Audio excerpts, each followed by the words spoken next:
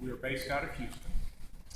We have basically only about 35 people who get Sheldon paychecks, and then we get all of our financial and HR and communications and legal support from our mothership, Shell Mothership. And then the actual contracting in the field, maintenance and what have you, is done by contractors. And so we buy, our turbines have two or 3 or 5 year warranties. So I used to call them the Circuit City Fire Protection Plan, but they're bankrupt, so it's the buyer.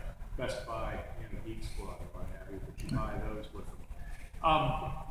So that sets the stage of what we are. Why I'm here, a couple of reasons. Number one is this thing about the jobs and the workforce development has become a real passion of mine in the last 5 years, and I'll explain why in a minute. And two is the alternatives field. If you look at alternatives, you can have everything from biofuels, you can have hydrogen, you can have solar, you can have geothermal, you can have wind, biomass, wave. It's this huge wide open field. And what we have found is that the jobs, whether it's a job working in a refinery or a job working in a gas plant or working on a drilling rig, many of the skills are the same. And those same skills are the ones that you need in an alternatives field. At Shell, our quest is to become the world's most innovative and sustainable energy company. And it's very interesting because when I hired on in 1980, we were an oil company. And that was our title. That's what we did. We produced oil, we moved oil, we sold, we put it in the tank of the car. And so we at the backbone of this innovation for us to get to where we need to be is diversity. And the backbone of that diversity, all of our people. We operate in over 90 countries, 100,000 actual Shell paychecks, and another 65 or 70,000 contractors. So we have this broad employee base. And there's a 3-pronged approach that's been going on for 10, 15 years now on how to address diversity and how to get the workforce developed. Because as y'all have probably seen in your businesses, you need a very wide pipeline of people to feed down to the end to where you have workers. And the fact of the matter is, a lot of folks who work in Shell look like me. We can retire within 3 or 4 or 5 years, and you need people to keep this machine running as does everybody. So what we are doing is we reached into the universities for a while and gave internships and things like that to try to get folks interested in the business. That worked to a point. We found out, well, the pipeline's not big enough, so then we reached into the high schools. We started those programs. But guess what? That didn't provide enough, so then we reached one more step into the middle schools, and we're actually reaching into the grade schools now. And so our support is trying to get kids to understand that we love the STEM functions, because to be a wind worker in the field, all you need is about a year of mechanical and a year of electrical flow technical school training and some safety, and then you come to work. The problem is we can't get that because those are the same skills that the telephone companies vying for, that the airlines, Boeing, what have you. And so we're working through trying to get there. So one of the things that we have found is very interesting, though, is that kids typically see greener alternative, or even the energy companies, and they say, "Oh, I've got to be tech, I've got to be math, I've got to be engineering, I've got to be physics, environmental." That's true. We love those employees, but what we are seeing more and more is that it takes this broad range of skills. The message we're trying to get to these kids and these young people is, we need accountants, we need financial people, we need HR people, we need drafters, we need this whole thing. In fact, we counted up, it takes over 30 different professions to build a wind farm. And only about about 5 or 6 of those are raw engineering people. We need logistics people to move our turbines to the site and our blades to the site. So the message is we would like to get involved. And the discussion with all of y'all is how do you reach out further and show people that there is this big opportunity out there, keep kids in school, keep kids coming through the educational pipeline. And the other thing, real quick, is that not only is it just building the current wind farms, which we're building now, but it is maintaining them into the future. We build these things, and they have a 20-year life, and we buy them for 20 years, and they're just like your car. They need care and feeding, thankfully not tires, but they need oil changes, and they need electronics change outs and upgrades and things like that. So you start looking at the opportunities now to keep these things going 20 years, and solar business goes through the same thing, what have you. There is a ton of opportunities. So our message is just folks open your minds and go home and take this. Yeah, people who are in it. Is that too long? That's fantastic. That's you do this fair enough. Little switch up. We're going to have Nelson Rainieri, who's Vice President of Governmental Affairs and Public Communications for Liberty Power, some of the time with us. And Nelson, I was reading about your resume. I always like to point out when anybody says they have a super amount of you should just tell folks about that. So Nelson's a summa in philosophy and psychology and political science at Boston University. So that's the part of your bio I wanted to talk about because it's very impressive. And I suppose philosophy and psychology helps you very much launching a new venture in the energy field. So Nelson, tell us a little bit about your business, how your business model works, and then maybe I can frame your conversation a little bit about how does this work for this group? What does your business mean for Hispanic businesses trying to find contact? Well, good afternoon. Thank you for the opportunity to be here and to represent Liberty Power. Liberty Power, we're proud to be one of the co-sponsors of the convention. Tomorrow you'll hear our CEO tell his story and why we're very supportive of what the Chamber's doing. My background, besides trying to be unconfused by studying philosophy many years ago, I worked for many years in government and federal, state level, and I met our CEO maybe about 10 years ago. And to Dick's point, it was something that I had never thought about in terms of energy. But it has given me the opportunity to get into the energy sector. I'll give you just a quick overview about Liberty, and then maybe talk about our industry as an industry and why it's relevant to the conversation today and to opportunities within business, if that's okay. So we're a retail electricity provider. I don't know how many of you, if you don't mind me asking, live in a state where you have a choice of your electricity provider. Great, so you know, it's pretty interesting because to take a second and maybe to just talk about that as an overview, because I think it's important for the context of the discussion about jobs, and we hear both sides of the aisle talking about energy independence. Democrat, Republican, doesn't matter. We understand that has to be something that we have to be doing in the future.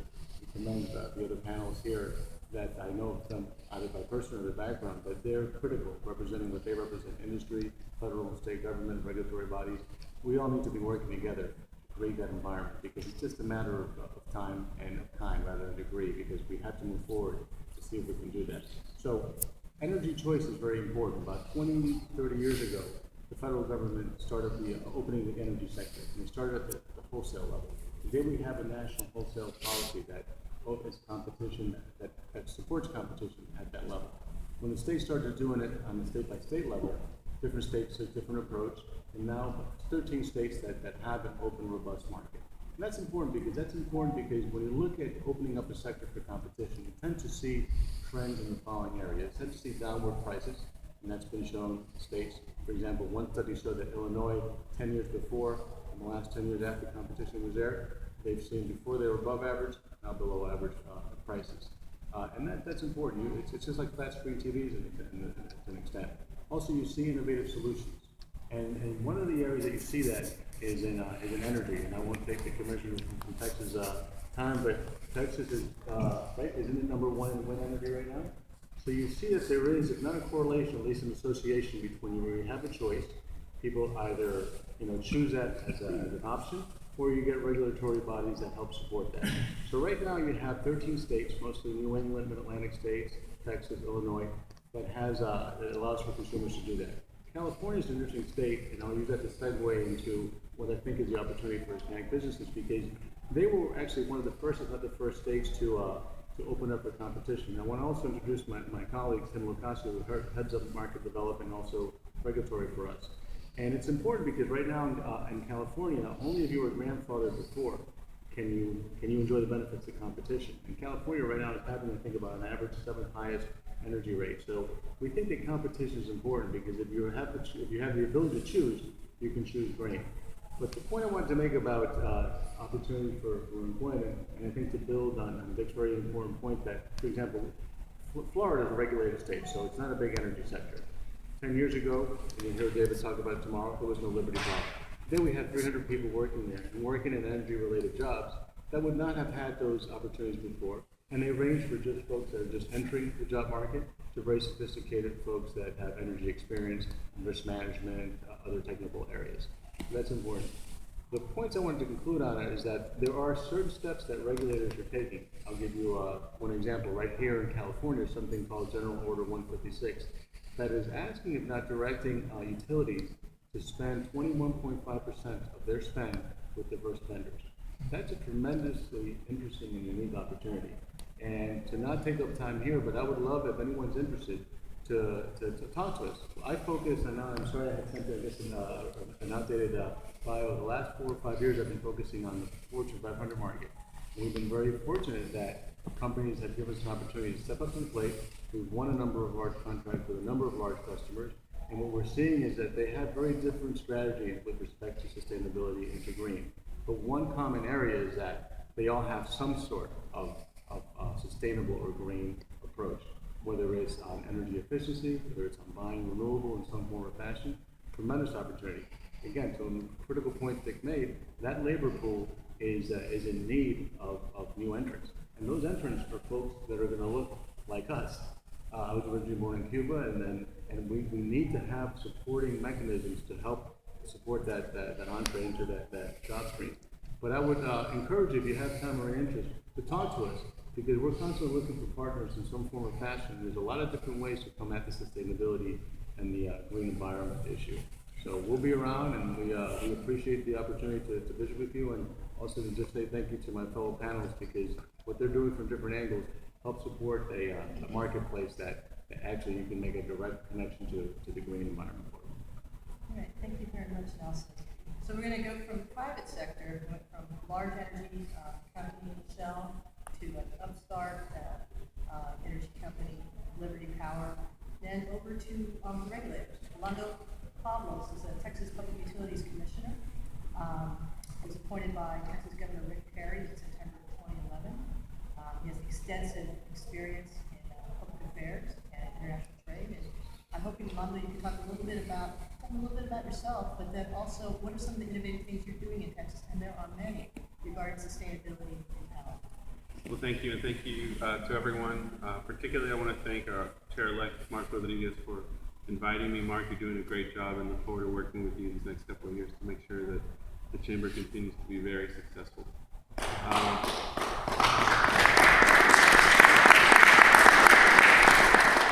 The one point I'd like to make is that Texas is open for business. Texas is enjoying a tremendous economy, and it didn't happen by accident, and certainly didn't happen overnight.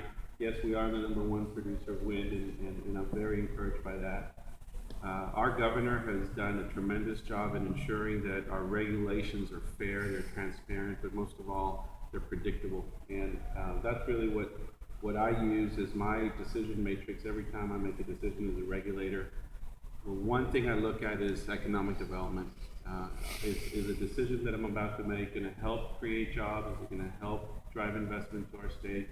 Is it going to help companies make a profit? And that's what we look at, and that's what we're working towards in Texas. We have done a tremendous job in shoring up renewables. We have invested over $8 billion in new transmission lines that are going out to West Texas to bring in some of that wind power. I'm encouraged by the progress of these lines. Hopefully they'll be done by next year. I'm very supportive of new construction of wind in West Texas, solar. We have done a tremendous job in making sure that we support distributed generation solar, which is generation of solar electricity at the site where it's being consumed. We've dropped barriers to entry for storage. Storage for me is very important.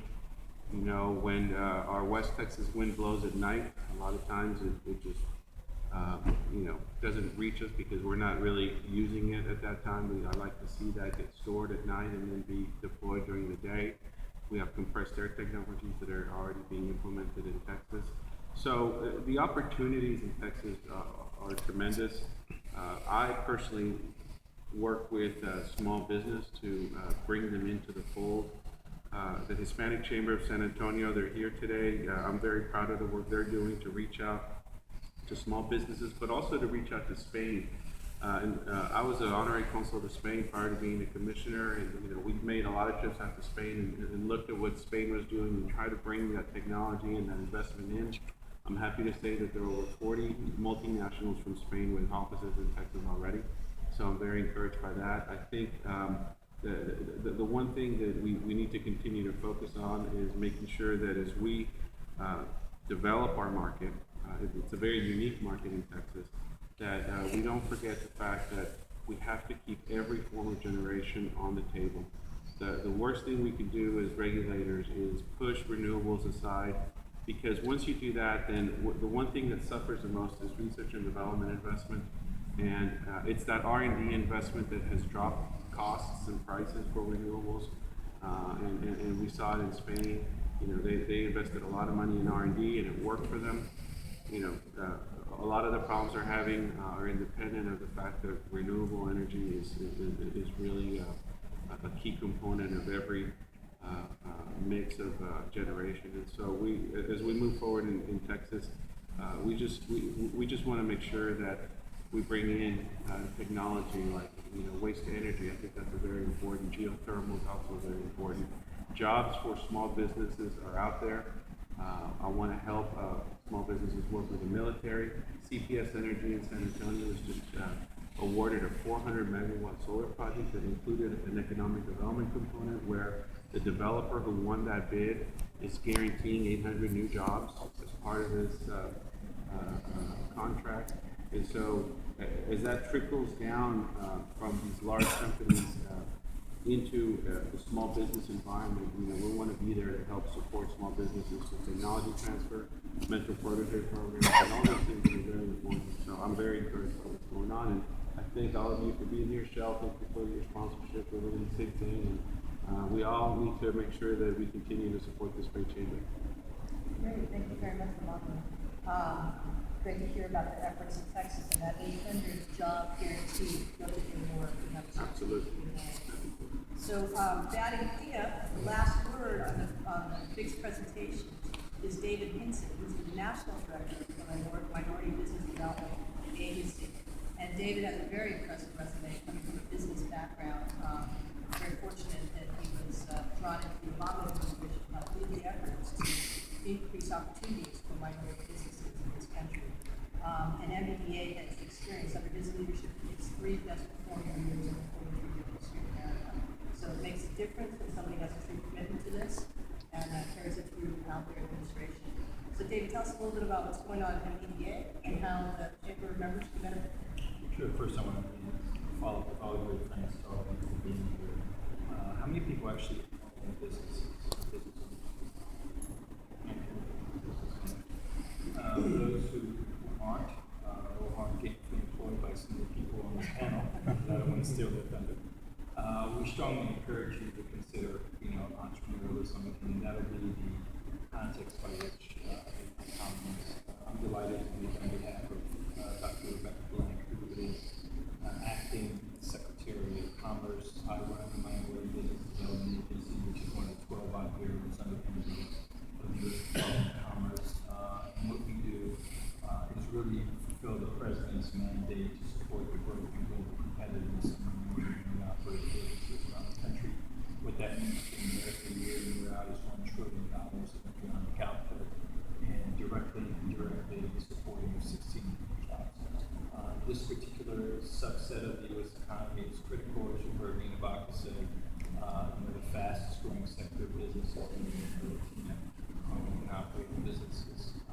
So we are here to support those efforts. What we do is we assist you as business owners in actually realizing your business plans by providing you with three of the most important things that you need to be doing. Those are access to capital, access to contracts, and access to markets.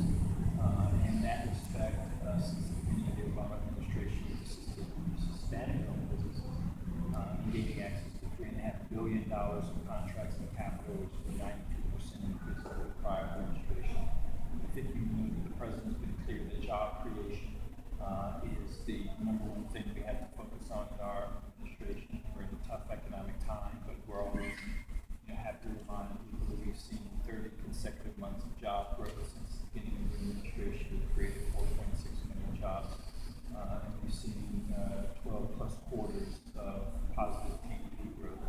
We are turning the corner in our economy, but it's the work that you do every day that really makes that possible. So we certainly cannot thank you enough.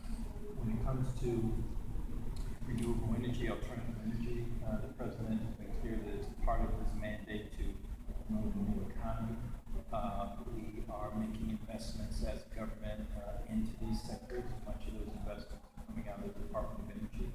There are a combination of contracting opportunities, grant opportunities. Many of you may be aware that the U.S. military, particularly the U.S. Navy, has set a goal to have 50% of their fuel for Navy ships come from renewable sources in the next, I think, 5 years. And maybe correct me on that. Around 5 years from now, I'm going to try to get 50% of the U.S. Navy fuel coming that's going to fuel the ships coming from green sources. So that creates a tremendous opportunity for all of you in the government, the biggest business in the world, spending, purchasing $500 billion for stuff year in, year out. But more importantly, it also speaks to the fact that many of these opportunities lead to private sector opportunities. Obviously, Shell invests in a lot in energy, not just wind, but also earlier on we were talking about trying to obtain oil from algae and some of the other forms of energy. The government is committed to making sure that you have the best opportunity to participate in these new and innovative industries. So how do we do that? From our vantage point, the way we do that is we ask you to work with us at one of our 40 business centers.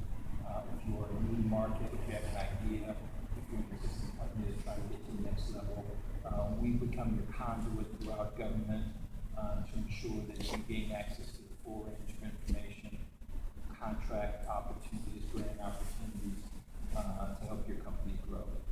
We are a central funnel in that respect, and we've been relatively successful to the tune of, since I've been there, $12 billion of contracting, $6 billion of contracting opportunities for minority-owned firms.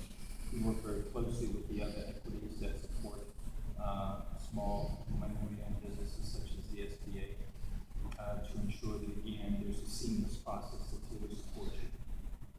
On the new markets opportunities, we have captured a fair amount of information on economic opportunities in renewable energy in other countries, specifically Australia. If you have not looked at Australia as a market you want to think about going into, it's one you want to put on your list. The Australian government has about $12 billion of capital that they want to apply to foreign companies coming in to set up renewable energy or alternative energies equities. That's just one of several countries which we monitor. That sort of information, market intelligence, we can provide you as a client of our agency. And so I'll stop there because I really want to get to the question and answer. The central message is that the president's committed to ensuring that your businesses grow to size and scale. We need you to do it. You are the ones who are creating jobs now in your economy. You're the ones that the nation needs more to provide economic opportunities for those people that have skills and talents but don't necessarily have an opportunity today. So we partner with you. You'll hear a lot of rhetoric about the government standing in the way. I'm not quite sure where that comes from because the government is inside of there. Before I took this position, actually ran a business. The government is a partner to you. We want to work side by side with you. We want to be supportive of you. We want to create conditions that eliminate any impediments to you doing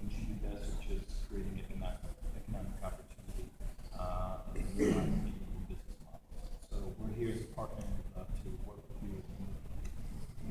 Thanks very much, David. So I'm gonna do one round of questions that I'm gonna put out to the group, and then I want to open it up to the audience. And my questions are really aimed at Dick, Nelson, and also to some extent Ronald. That is specifically, what does your company or your agency have, if any, in terms of programs or opportunities or policies that are aimed at trying to increase contracting opportunities, subcontracting opportunities for minority businesses, specifically this particular audience? If I'm a Hispanic business that's in your field, is there something that your company or your agency has put out that really latch onto it and help you enter that field and become a subcontractor to you? Nick, Nelson, or anybody want me to take a first shot at that? Well, I mean, we're a regulating body, and so we Yeah. don't necessarily have that. But the governor's office, who handles the economic development component, is doing a tremendous job in helping small businesses achieve success with respect to the energy business, your electricity. Part of what I've been saying all along is ensuring that these companies that come in and take the whole pie are hiring Texans, are hiring small businesses, are making sure that they include them along the way. But our agency doesn't handle.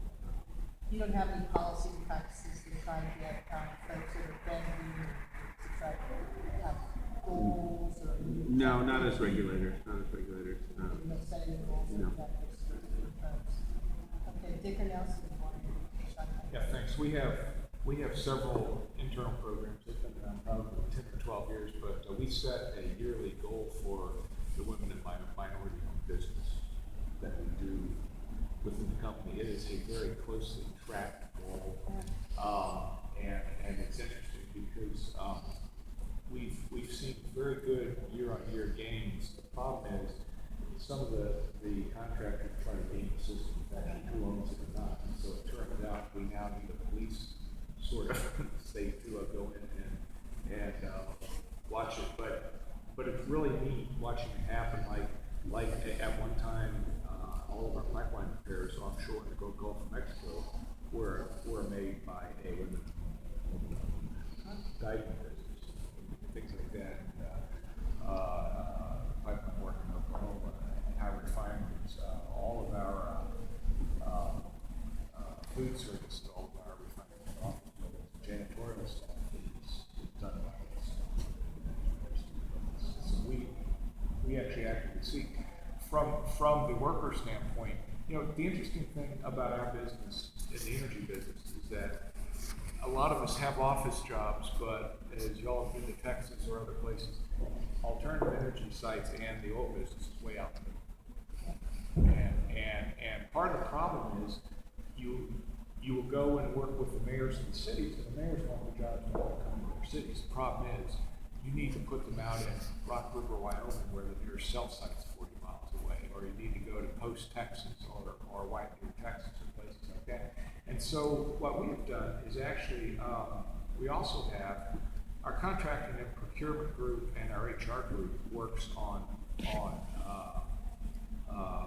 supporting getting minority businesses, things like that. We also have over on the side, we have a workforce development. And so we actually go out and work with universities.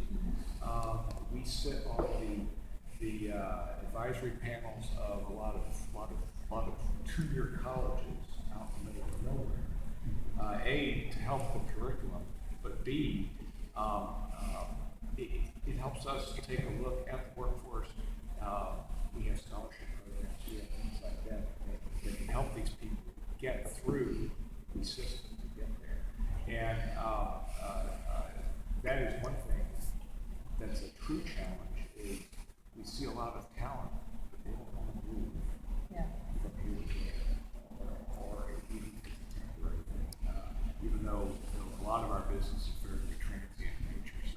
So it's sort of a two-pronged attack. A is we try to go out, buy them from like office supplies or paper clips and what have you. But on the other side, we have to work very hard to actually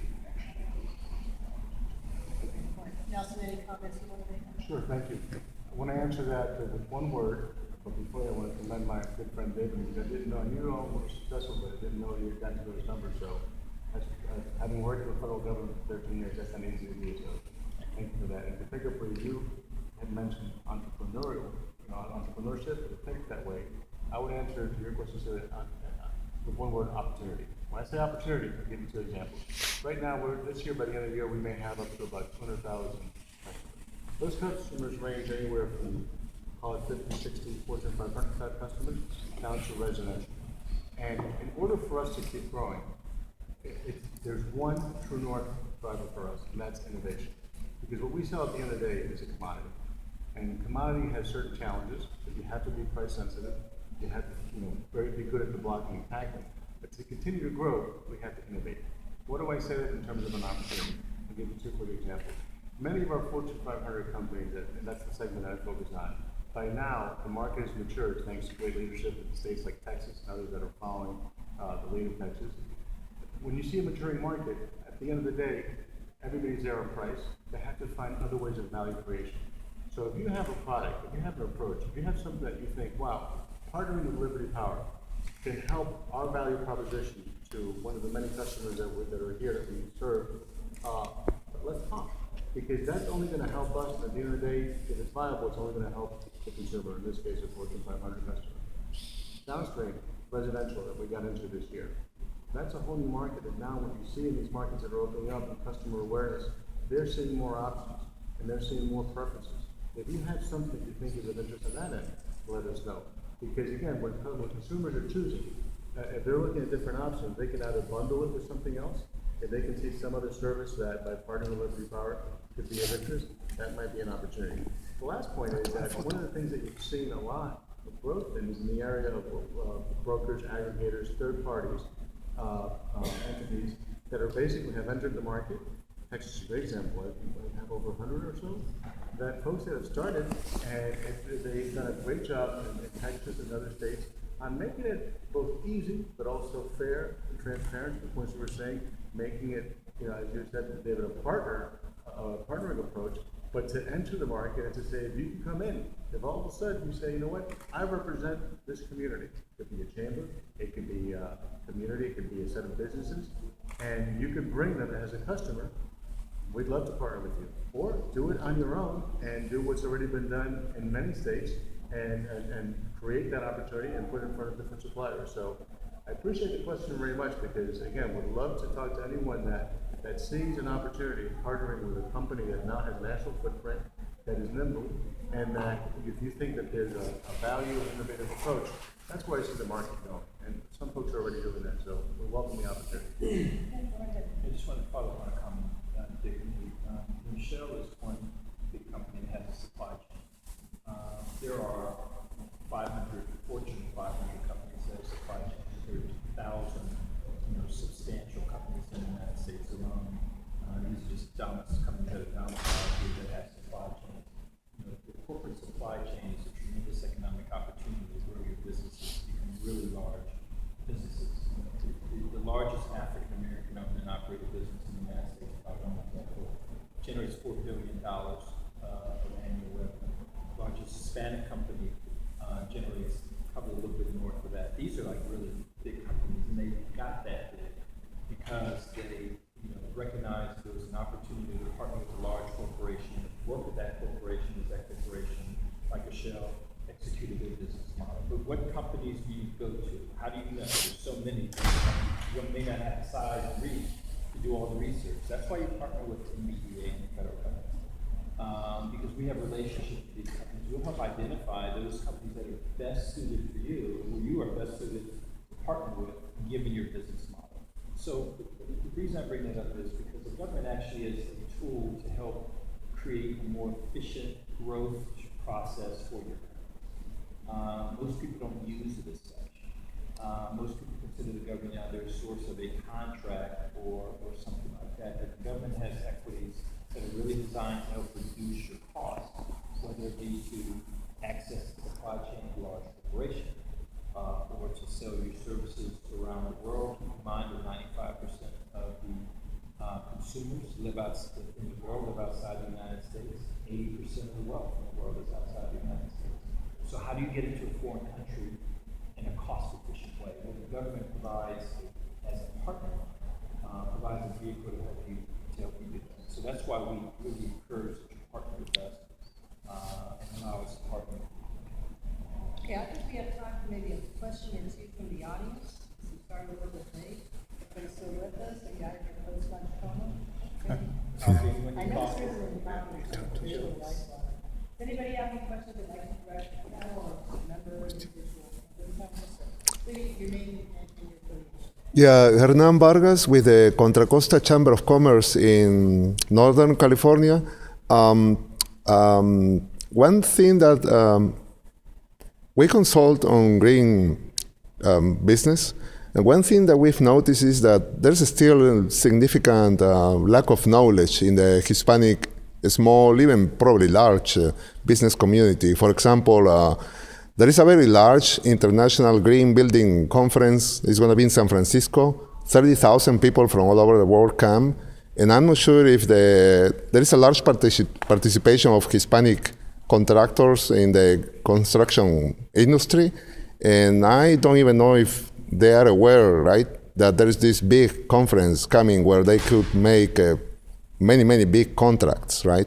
When talking with green builders that subcontract, smaller firms, they tell me that these contractors are not LEED certified, or they don't know what LEED is. When Walmart tries to green their supply chain, they go to the tortilla factory that provides, these tortillas to Walmart, and they say, now you have to be green, you have to be energy efficient. And they say, what's that? What's sustainability? And I'm not sure if there is widespread participation from the Hispanic chambers in helping these entrepreneurs understand why this whole emerging really high growth opportunity is there, as you said, as Nelson said, right? Opportunity. They don't seem to see it, or they don't even understand. It's very hard for them also to grasp what sustainability really means. So what would you think would be an approach? Y'all aren't alone. The women businesses tell us this, the African American owned businesses tell us this.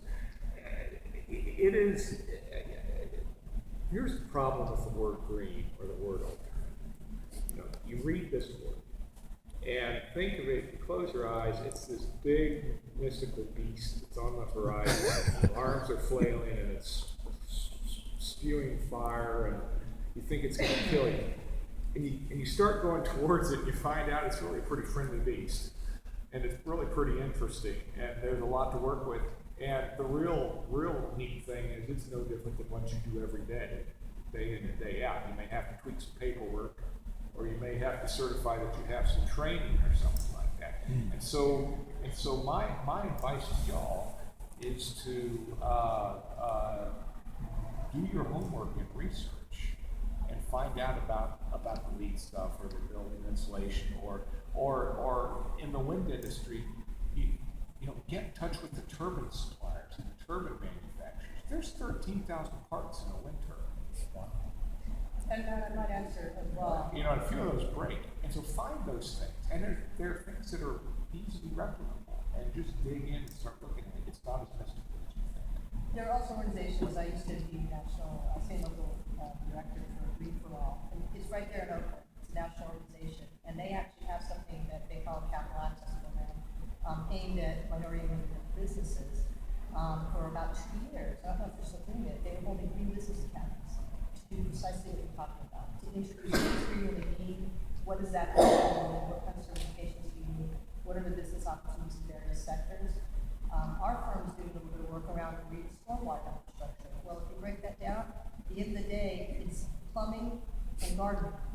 And sometimes it's also, electronic controls on irrigation, and it's contracting, it's building pipes. So it's not that complicated, but it has a different name to it, and so we're helping to craft ways to reach out to Hispanic, to Latino, African American, minority-owned businesses, saying you can get into this field now. It's a growth field. It's happening all across the country. Just call yourself a green gardener.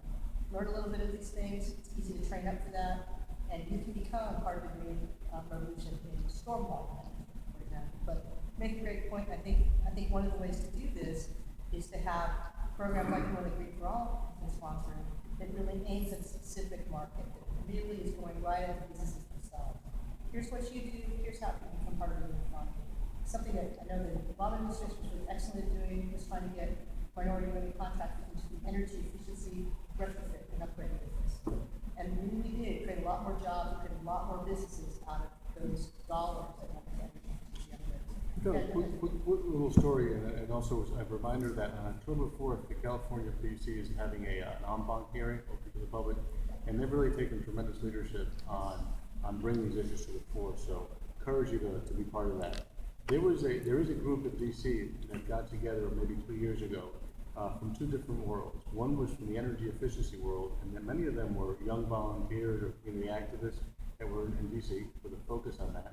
And then they got together with folks from the faith community that were trying to aggregate their purchase. Yeah. And what's come out of that, and we were very fortunate to help participate in that and win the rights to serve them as a supplier and help them. We want to see them grow. They've been successful just on their own, kind of a greenfield project, creating the intersection between procurement, energy efficiency, and jobs.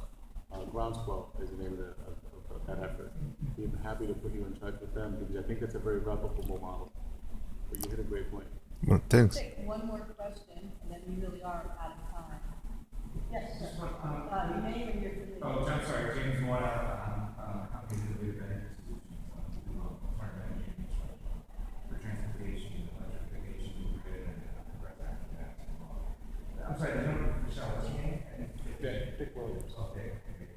I think you made an important point. One of the things I've come across in building this business, I'm from New York, but the project's not in Houston, and there's not enough expertise, in let's say compressed natural gas. And so, as chambers, you alluded to about education here, colleges, and getting the word out there. I think that there's a lot of opportunities in the future for natural gas, whatever it may be, from a transportation perspective. My concern is what's going to service us. There's nobody out there really who knows how to do these things really well. And so, talk to a few of the community colleges. Hey, look, you need to start offering classes. You have these automotive classes, but there's a local component that exists out there getting certified to do CNG outfits and so forth. And they're like, oh, there's no demand for that.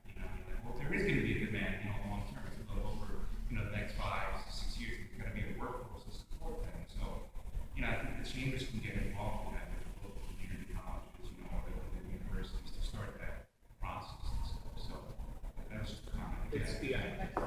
Yeah, and I really appreciate that because in the wind industry, when I got there 5 years ago, the wind worker, the field wind worker, was the most amazing person I'd ever met in my life. They were mercenary and they were nomadic.